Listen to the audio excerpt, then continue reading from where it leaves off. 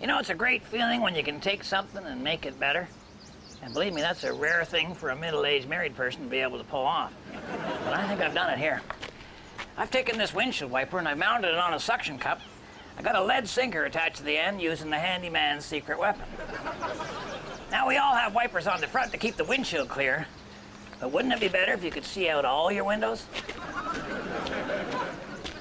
Now, you mount these babies on each of the windows. They swing up on the suction cup, and then the lead sinker brings them back down. Now, all we need is something that'll make them move. I know, you've already guessed it, haven't you? That's right, a model train.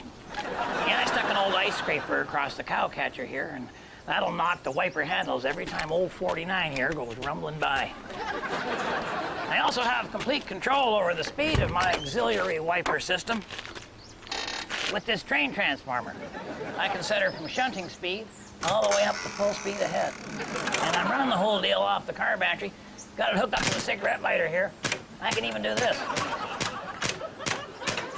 That's my intermittent. Okay, I think it's time for a demonstration, but you're gonna have to use your imaginations a fair bit here.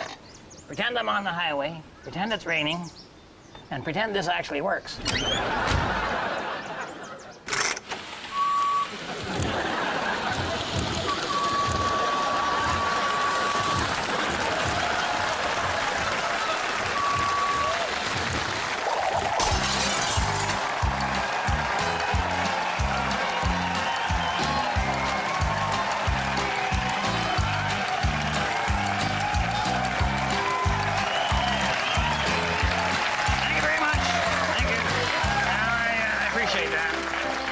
Project going on up the lodge this week. Harold wants us to get rid of all the junk that's lying around here, but I say no, we just need another shed, you know.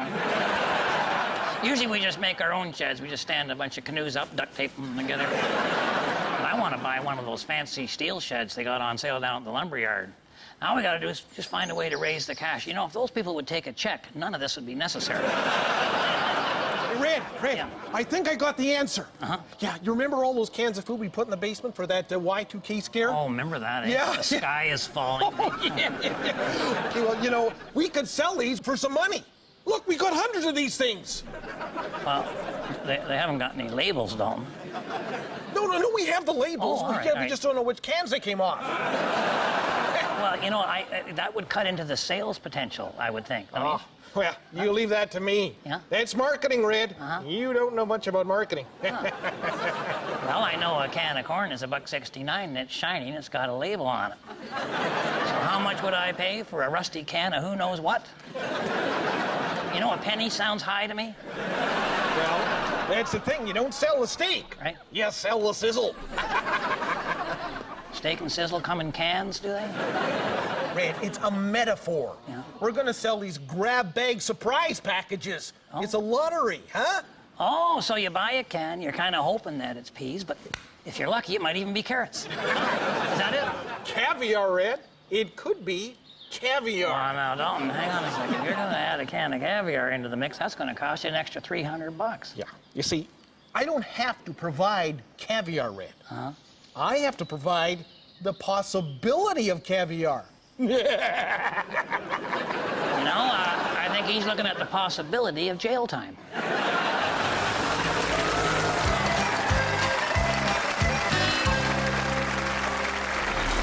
It's time for the Possum Lodge word game!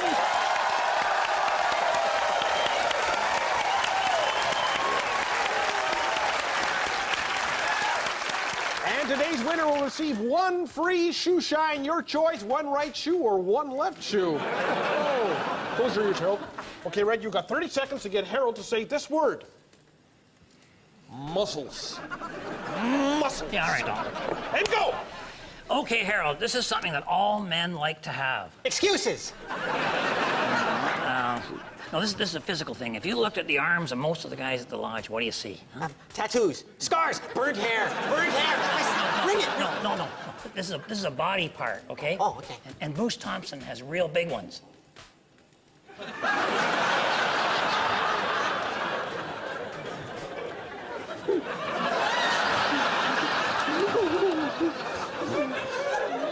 I'm not allowed in the communal shower. Time's almost up, Red. Yeah, okay. You know, Harold, Hi. if women see a real good-looking man, they'll say, boy, I'd sure like to see his... Portfolio. Remember we went to that steakhouse last week? And to get your knife through the beef, you had to use all your... I don't eat red meat. I had the muscles.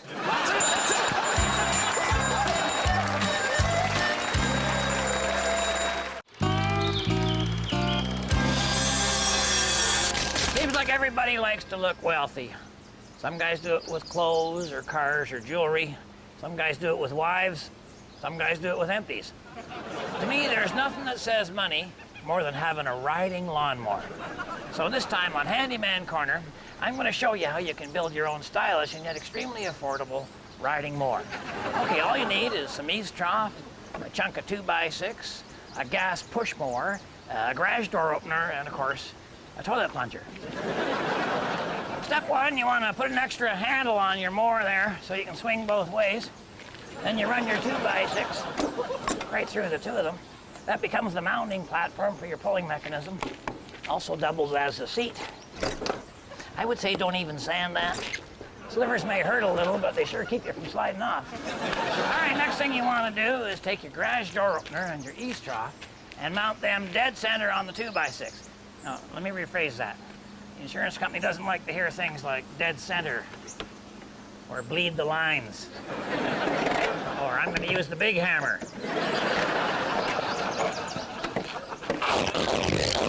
You know, every lawnmower has a little generator in it to make the spark plug go. So I'm using some of that electricity to run my garage door opener. Probably not exactly the right voltage, but I find with electricity, you don't have to be all that close. Now, when you mount your garage door opener on there, make sure you do it with just one bolt. That way you can swing around. I'll show you why later. Okay, now get all of the cable out of the opener and attach the end of it to your toilet plunger. Now all you need is something to shoot that plunger out of there. Gotta be something strong but stretchy. Oh, I know, just... Oh.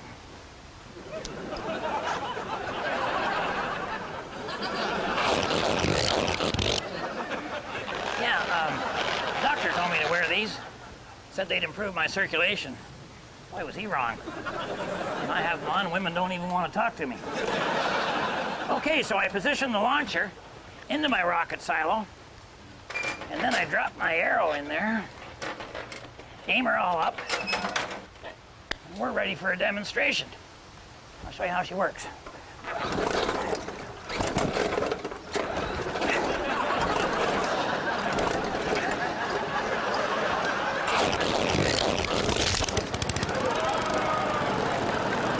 All right. Now we just take our plunger and we aim her at something solid, like say a doghouse.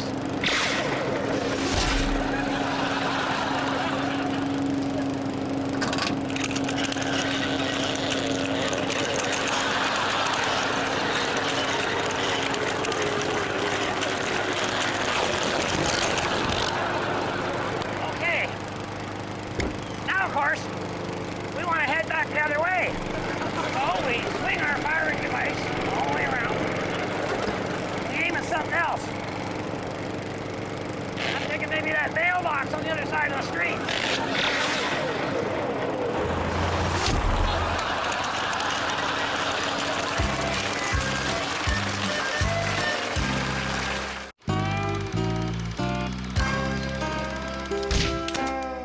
I want to talk to you older guys out there. You know, as we age, the line between with it middle-aged guy and out of it hopeless geezer starts to blur. Now, I know there's no way that you're a geezer, but maybe some of your friends are starting to show the telltale signs. Start saying things like, I remember when they delivered that with a horse. Or, I see bell-bottoms are coming back in style. Or, computers make your brain go soft. Actually, computers do make your brain go soft, but it takes a geezer to notice it. Not that there's anything wrong with being a geezer. I mean, some of the best lawn ornaments and clothes peg recipe card holders are made by geezers. But I'm just thinking you're not quite ready to join a club where the dues are paid in balls of old string. No No, sir. You've got years in the fast lane ahead of you before you pull off on the exit to geezerdom. But what do you do if some of your friends aren't so lucky? Well, you do everything you can to make them feel like they're still hip and happening. If you see them heading off to the mall in their bedroom slippers, you do the same thing. Just so they won't feel out of place. If they show you their collection of hotel soaps, you got to admire it and show them yours. And never, ever tell them that they've become a geezer. They might do the same for you someday. Maybe they already have. Remember, I'm pulling for you. We're all in this together.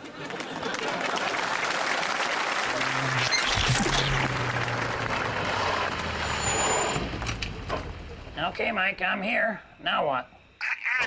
You gotta figure out a way to get me out of here. I assume coming out the front door is out of the question. It's very astute of you. Mike, how do you get yourself into these schmozzles? Well, she said her dad would be away all weekend, and he wasn't coming home till Monday.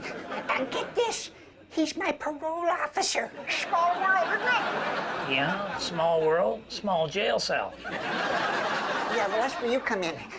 Go to the front door and start talking to him, right? And that'll give me a chance to sneak out the back way, and I'll meet you back in the Possum van. Okay. And, what am I supposed to tell him? Say that I sent you with a message for his daughter, that I knew she wanted to go out with me tonight, but that I didn't think it was right, so I stayed home to read my Bible. And you expect him to believe that? Well, it's been my experience that parole officers will believe pretty well anything. Okay.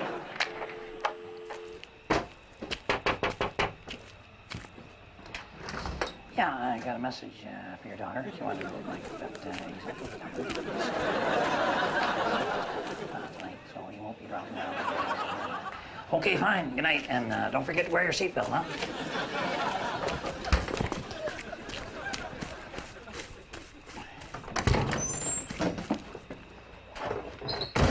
Mike, you in here? How'd it go? Oh, fine, good. He's not concerned about his daughter. He's wondering what happened to his television set. Oh.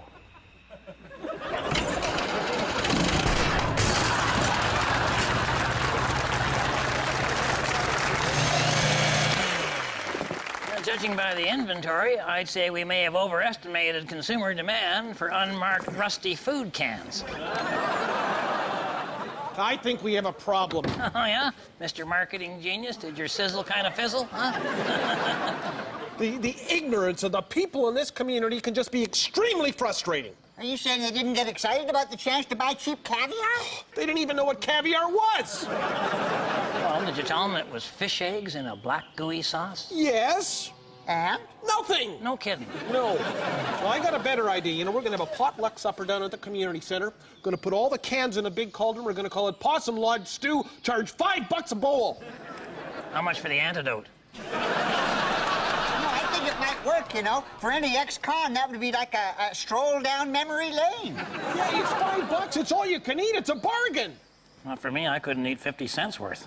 Oh, look, you know, we're going to make it a fun night. We're going to open 1,000 cans of food, let the chips fall where they may, and we're going to call it the Night of 1,000 Cans. You know, a night of 1,000 cramps might work better.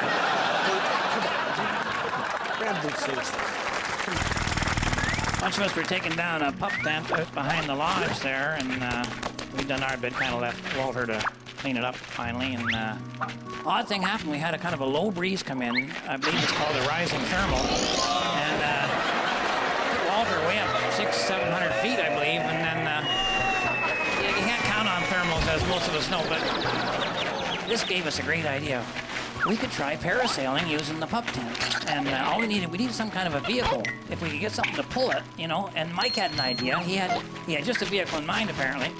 So all we had to do was talk Walter into it. He was quite impressed being up there, and we said, we got a great plan. And I didn't realize Mike had a motorcycle. I guess he had just picked this one up. And very generous, he was allowing Winston to ride it. He didn't want to be on it for a while, and so Winston says, turn her around, and then all we're going to do is just hook Walter with a rope, tie a rope. You're going to really enjoy this, Walter. You're going to love this. You're going to have the time of your life.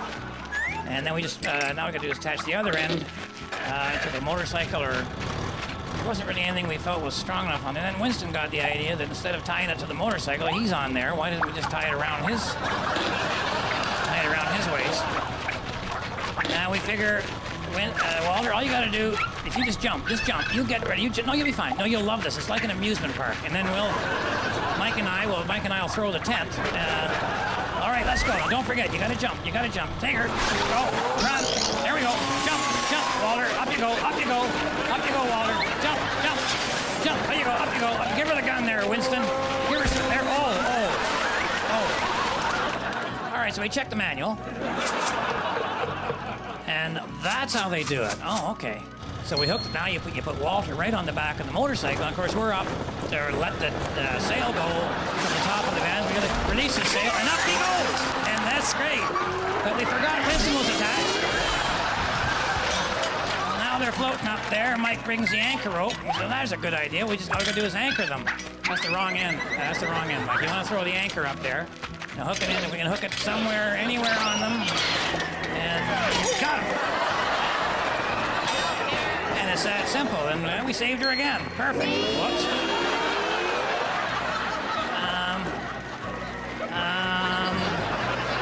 Okay, guys, I gotta go.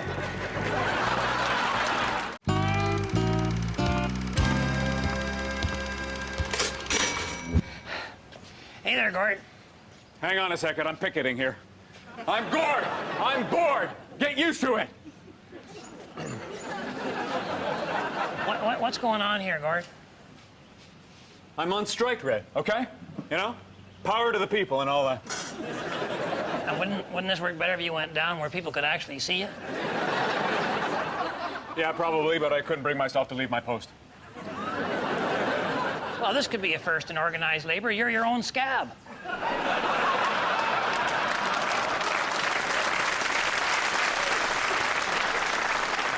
Look, I'm new at this, okay? How come your sign is blank? Oh, yeah, well, I didn't want to be too specific about my demands. I just wanted to show my general displeasure, you know? Oh, well, you know, there's got to be something that's bothering you. Are you after a raise? Is that it? I'd like to be paid, okay? Then we could talk about a raise. Are you saying you still have never been paid? No. It's a bit of a sore spot. Okay, so I don't want to seem greedy. No, I understand. But if you could get paid, that would do it for you? Oh, sure, yeah. And a vacation would be nice, you know? A little me time. I always thought it'd be nice to have St. Patrick's Day off. No, you know, nobody gets St. Patrick's Day, but you know what I would say? Why don't you just get the vacation stretch that you have now, like, say, the time between, say, Christmas and New Year's? Christmas is a holiday? You know, Gord, I think you have a decision to make. I think you either have to get another job, or you have to keep doing this one and not get paid for it. Do you know anybody else who would hire you? Oh, sure. Yeah? Yeah. I mean, I have excellent computer skills. I've got a Mattel Intellivision. Oh, yeah. 64K of memory, 4-color. I think they're coming out with a keyboard soon. Well, you know, that's exciting. You know. Oh, yeah. I don't know, Red. Do you think I should get a new job? I would recommend medical treatment of some kind, and then just take it from there, you know. No. Oh. No. Red, I'm going to keep this job. But Gord, I mean, it's terrible hours and you don't get paid. Nobody else in the world would do that. That's right, Red. That's what they call job security. Okay?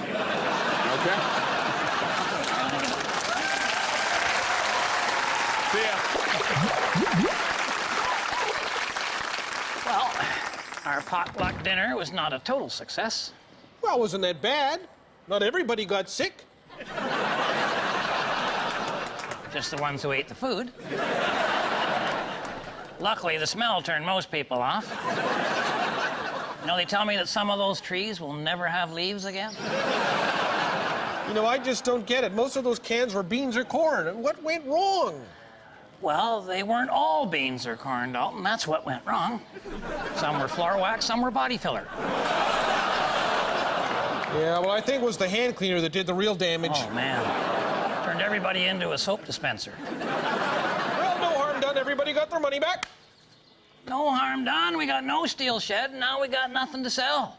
Yeah, but there were no fatalities, no permanent injuries around here. That's what we call no harm done. Yeah.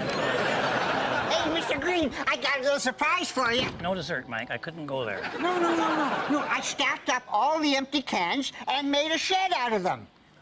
You know, that's pretty smart. It's right outside. You want to see it? Well, let's not kill my enthusiasm that fast, okay, Mike? Now, you see there, Red, when we put our minds together, we always solve the problem, huh? Yeah, I suppose so. I hope you didn't pollute the lake when you rinsed those cans out, eh? Rinse the cans out? How do you mean? Come on, if you don't rinse the cans out, you know, you're going to attract animals. Attract animals? How do you mean?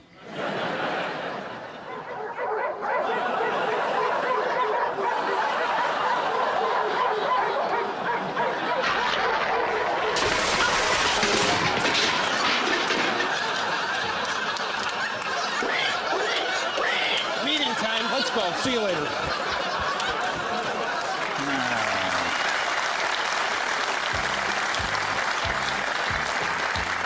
Well, if my wife is watching, I'll be coming straight home after the meeting, and I'll be coming home hungry. You know, you always tell me to watch what I eat. I couldn't even look at that dinner. So I was hoping maybe later we could have a big steak, and then after we could have a little sizzle. And to the rest of you, thanks for watching. On behalf of myself and the whole gang up here at Possum Lodge, keep your stick on the ice.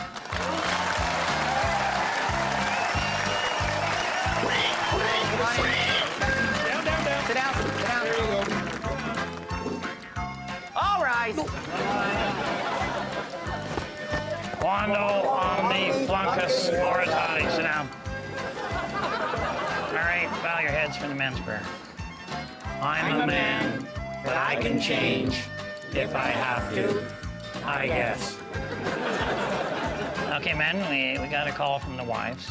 And any of you who had the Possum Lodge stew, the wives asked you not to come home for a few days.